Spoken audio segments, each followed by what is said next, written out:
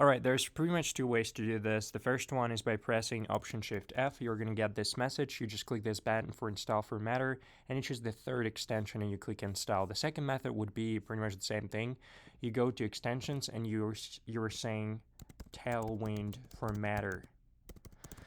And pretty much the second one, you're going to install this one. And now once you press Option Shift F, you're going to get everything formatted. And as you can see, this custom class gets in the front because it's the custom class.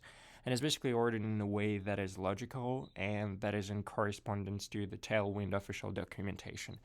So that's pretty much it. If you want to remove this style option in changing the classes, you're going to go on the settings. You click this settings, you go to extensions right here, and you go to Tailwind CSS language mode formatter, and you uncheck this checkbox. And right now it's not going to format anything.